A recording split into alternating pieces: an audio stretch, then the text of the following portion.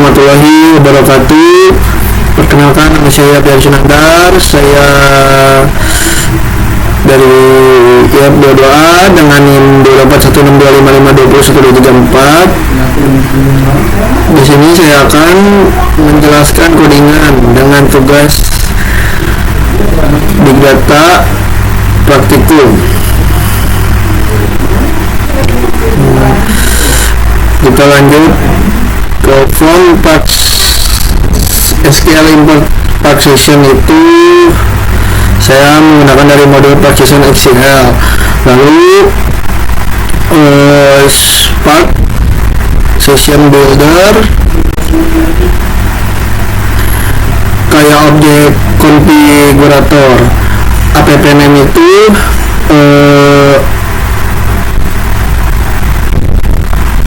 bakal muncul Spark UI log atau cluster manager.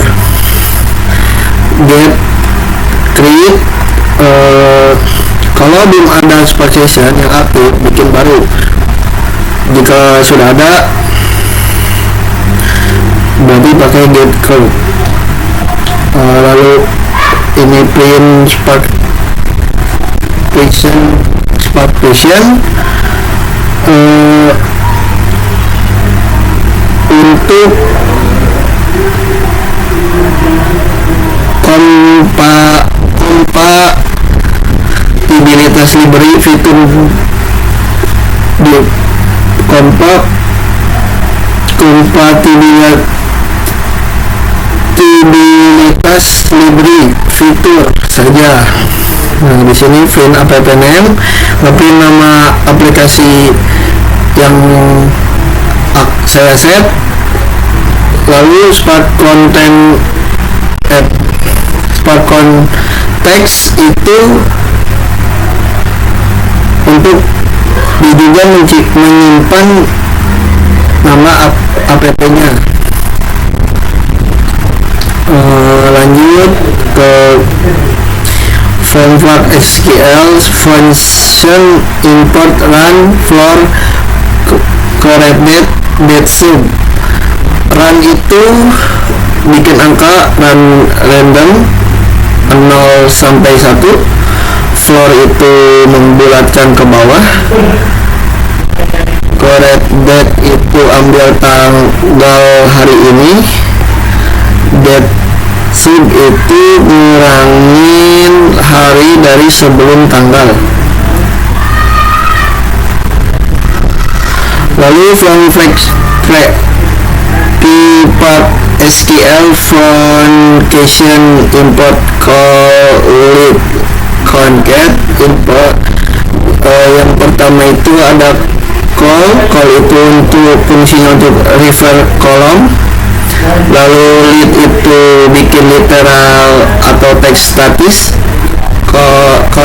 Concat itu untuk menggabungkan string atau kolom. Di sini jumlah baris data yang saya buat. Sebesar 200.000 baris data yang saya buat sebesar 200.000. Lalu df Spark range itu bikin data frame dengan kolom bernama ID berisi dari 0 sampai n-1. Ini with kolom dt.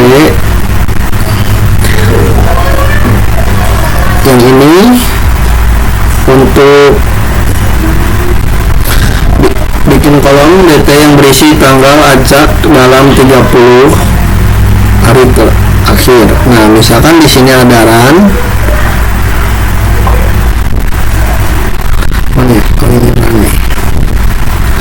Run itu untuk run untuk hasil angka 0 sampai 30. Dan floor itu untuk bikin integer. Date sub itu date sub correct itu hari ini dikurangi x hari ini misal.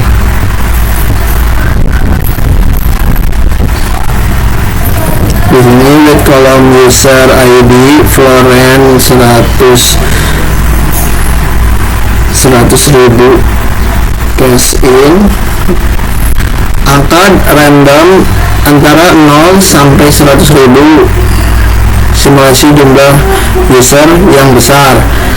With kolom country dalam format seperti CO atau C1, C2, C3, C4, dan lead C ini bisa ditambahkan angka random seperti 0-4. Lalu lead arrow seperti P 123 atau P 987. Simulasinya lanjut with kolom status ini.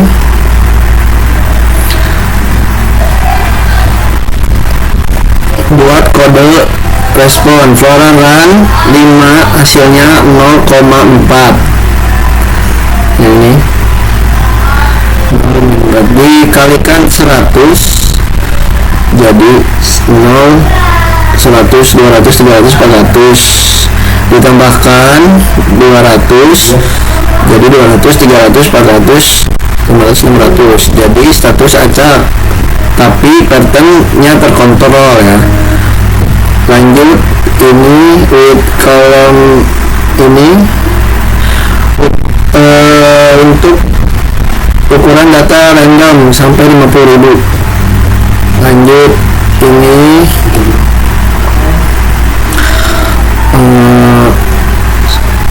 kalau folder sudah ada ditimpa CSP yang punya header yang ini nih.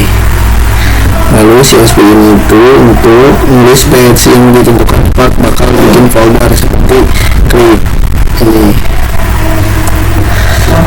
Lanjut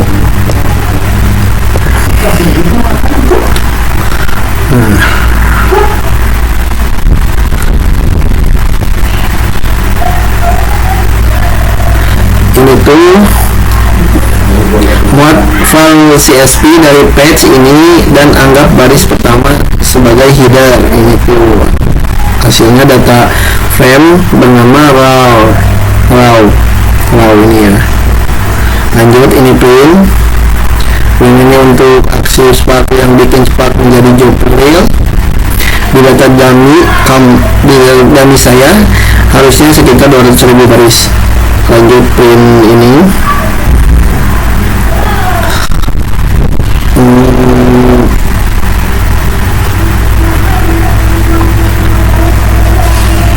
diambil jumlah elemen sekian, diambil elemen aja. Lanjut yang ini nih raw ini saya minta Spark ambil kolom status dan country, general status, min, max, dan suruh buat nampilkan hasilnya. Dan di sini itu biar kolom string panjang tidak dipotong. Lanjut codingan yang selanjutnya itu ini import semua tipe data bawaan Spark SQL yang form ini, termasuk struct tipe, lalu ini integer, mana sih integer, string tipe, lalu data type, dan di sini skema string type itu saya membuat sebuah skema DCL, skema struktur untuk data frame, dan untuk seluruh strip field ini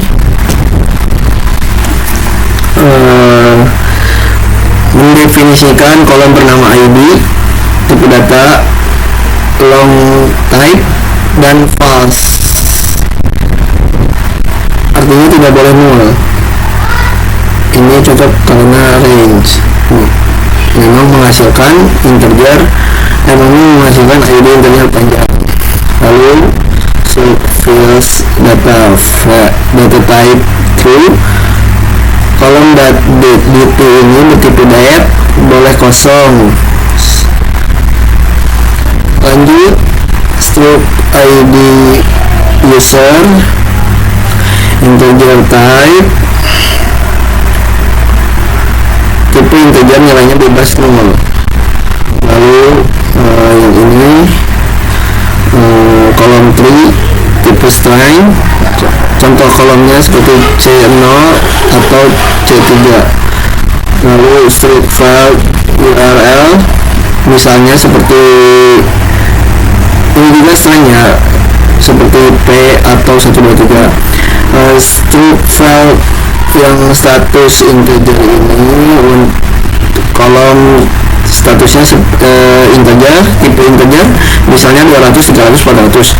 Lalu struct file base integer, base bts, integer type, ini bts ini tipenya integer, ini ukuran data yang saya generate. Row 2 ini, row 2 sampai sini, ini tuh saya memakai skema yang sudah saya tentukan, dan hasilnya data frame-nya row 2 dengan tipe yang benar. Row 2 skema ini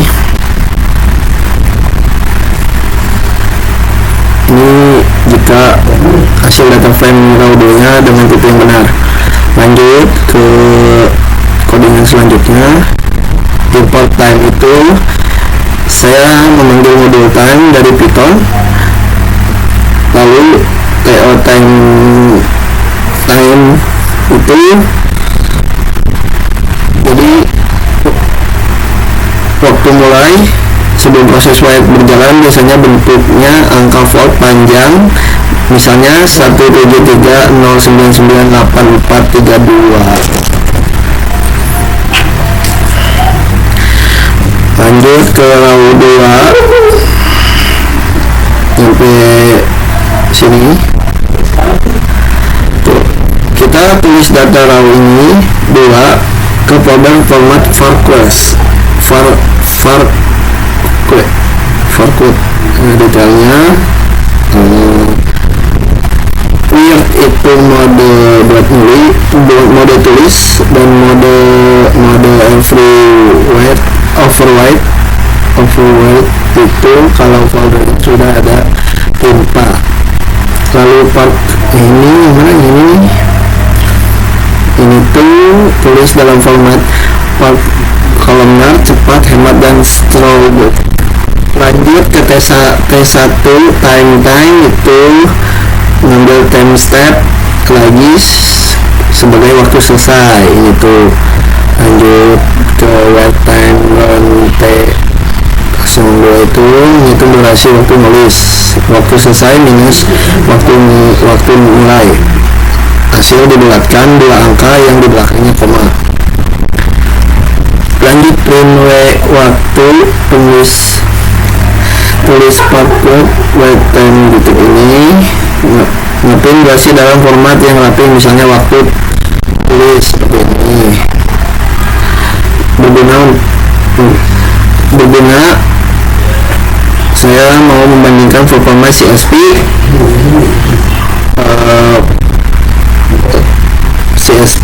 Park Web dan format lain. Lanjut ke codingan selanjutnya itu import OS, itu import modul OS dari Python. Lanjut div-nya mendefinisikan fungsi bernama dir size yang menerima argumen page. Ini total 0 itu variabel penampung ini tuh. Ini itu bakal nge-loop semua folder subfolder dari file di dalam page. Dan di sini tuh ada root itu folder saat ini, dan div itu subfolder, dan files ini tuh daftar file dalam folder itu. For f in files itu loop lagi untuk untuk setiap file dalam folder tersebut. fpos page join root f ini membentuk full page ke file, contohnya full page ini membentuk full page ke file yang itu. Nah, lanjut total os itu ngambil ukuran file di dalam dt lalu ditambahkan ke total keseluruhan. Return total itu mengembalikan total ukuran folder dalam satuan dt. csp size sampai sini tuh menghitung ukuran total folder csp, dan pt size ini menghitung ukuran total folder Parquet. Print dictionary hasil perhitungan dalam format Python. Ini ukuran file CSV dalam dt, ini ukuran folder Parquet, dan ini untuk beberapa jika CSV nya lebih besar daripada Parquet, misal 45 berarti CSV, dan 4.5 kali lebih gede, lebih besar lah. Dan saving ini tuh untuk persentase penghematan storage ketika pakai Parquet. Misalnya 78,6 berarti hemat storage hampir 80%. Lanjut ke codingan selanjutnya. Yang ini tuh untuk mana ini ya? Ini tuh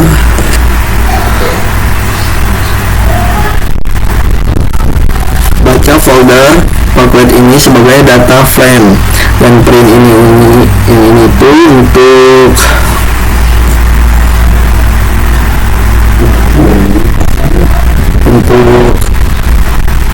perintah ini menghitung beberapa banyak baris data di data frame.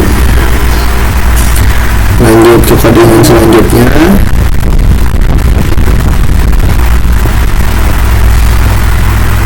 Import fungsi ini tuh fungsi VAC. Yang pertama itu ada call lagi menggunakan untuk buat refer kolom, dan when itu untuk buat kondisi if atau else, dan ini tuh untuk buat cek panjang string, misal untuk URL kosong. Lanjut ini tuh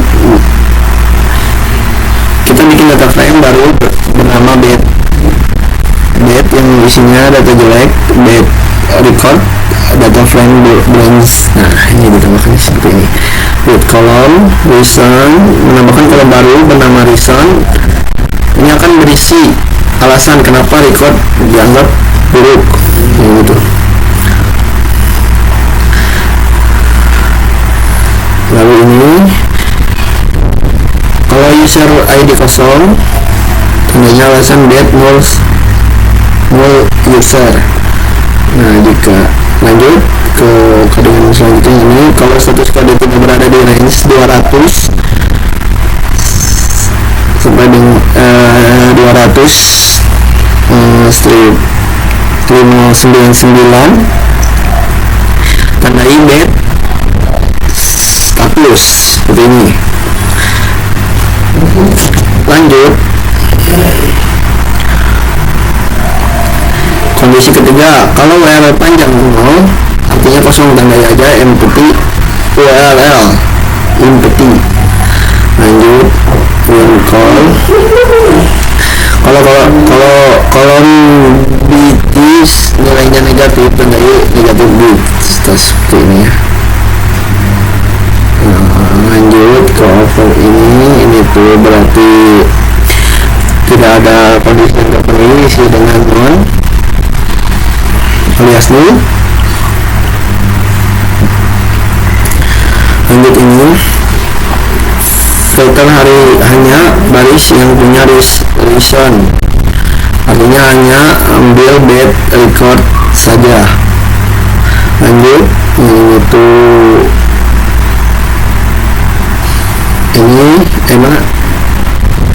ini tuh cara Spark untuk mengambil good data. Ambil semua data dari bronze, hilangkan data yang ID-nya muncul di table bed. Teknik pakai leave anti join. Leave anti join dan print bed. Ini tuh hitung berapa banyak data buruk. Lanjut ini hitung berapa banyak data sehat ini. Lanjut yang dengan ini tuh tulis data frame bed ke folder, tulis mana ya ini ya detail, langsung aja ke detailnya. Word itu masuk mode menulis dan mode every override itu artinya kalau folder sudah ada timpa aja. Dan park ini tuh menyimpan data format parcels yang sudah terkompresi dalam terkompresi dan punya skema built-in. Lanjut ini tuh seperti di atas tapi untuk data frame boot aja, ini. Nah ini cetak pesan terminal, isinya info buat user kalau data buruk sudah disimpan. Nah kalau yang print ini pesan informasi kedua, ini ngasih tahu kalau data bersih sudah ditulis juga di folder silver. Lanjut ini untuk menghitung jumlah baris dalam tiap kategori error. Dan bed ini tuh intinya bed group ini tuh sih. Nah ini tuh mengelompokkan data berdasarkan alasan error. Nah kalau yang ini menghitung beberapa banyak baris di setiap kategori error. Lanjut date ini tuh menunjukkan hasil ringkasan ke layar. Manage page ini menentukan page tempat file manifest akan disimpan. Dan date ini ya. Nah ini tuh kalau calls ini mana ini tuh untuk ngurangin jumlah file output jadi satu file CSV. Kalau tidak dipakai, Spark akan menghasilkan banyak file. Dan web model ini untuk kalau file atau folder sebelumnya ada timpa. Dan option tambahkan header kolom di CSV. Kalau CSV ini simpan sebagai CSV ke folder yang disebutkan.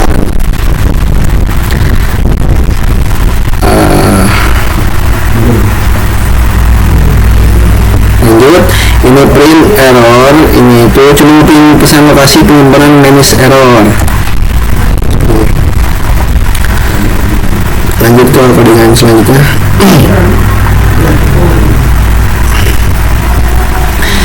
Import JSON time, import to modul standar Python. JSON itu buat bikin file JSON dan time itu buat ambil time step runtime nya. Total in, bounce, total influence ini untuk dihitung jumlah total record input yang masuk tahap ini bronze layer, dan total bed ini hitung total record buruk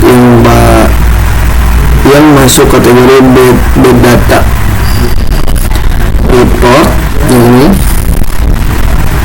Ini belum ya, ini hitung total record bersih setelah pemisahan big data. Ini report membuat dictionary Python yang berisi informasi lengkap. Lanjut ke nama proses atau tahap pipeline. Nah, di sini kita bikin time step runtime dalam format yang mudah untuk dibaca. Ini jumlah input record, dan ini jumlah record yang masuk kategori bed, dan ini jumlah bersihnya, jumlah data bersih. Lalu di sini ini tuh percentage error, pakai ini untuk mencegah pembagian 0. Lalu sukses sesudah itu percentage data bersih. Lanjut ke with open, buka file JSON untuk ditulis mode W, lalu artinya override jika file sudah ada. Contoh ini mana sih? Nah, ini. Lalu JSON dan report F indents 2, tulis report di file dalam format JSON rapi dengan indentasi spasi. Lanjut ini cetak report ke layar dalam format yang sudah indented biar saya lihat hasil langsung tanpa buka file. Lanjut ke kode yang selanjutnya, from part SQL function import to date, itu import fungsi to date untuk menyesuaikan kolom tanggal benar bertipe data bukan string, dan si part ini tuh untuk baca format part, jadi part otomatis baca skemanya.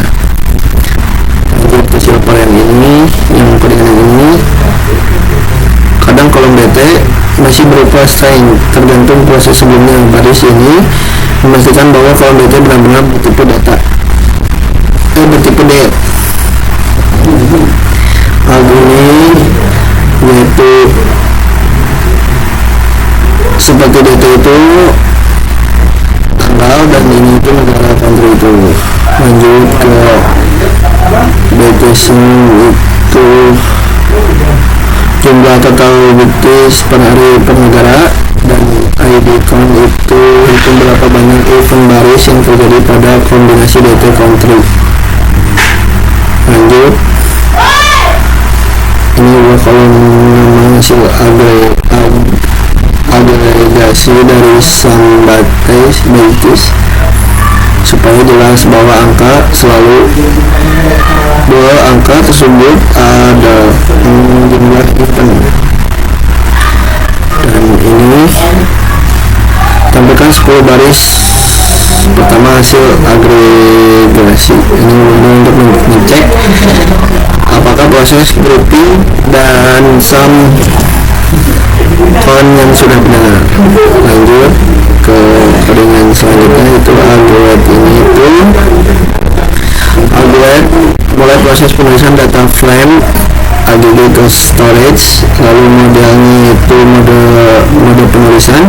Overwrite itu kalau folder tujuan sudah ada, Spark akan hapus dan tulis ulang isinya. Nah, lalu partikel DT itu Spark akan membagi hasil output ke folder terpisah berdasarkan nilai kolom DT. set format output menjadi portrait dan menentukan path page penyimpanan data layer bold. Nah, lanjut, ini coding yang terakhir. Spark membaca seluruh border part di page gold tersebut lalu memuatkan sebagai data frame bernama gold ini nih, ini. Lalu ngebikin temporary frame view bernama click daily, lalu menjalankan query SQL terhadap view.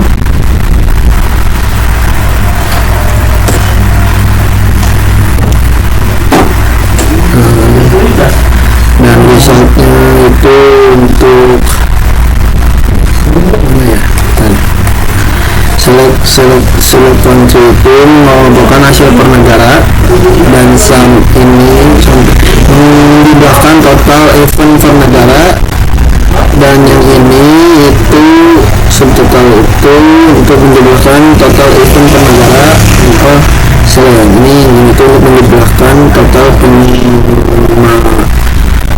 pemakaian BTS per negara kalau salah ini. Lanjut, run AVG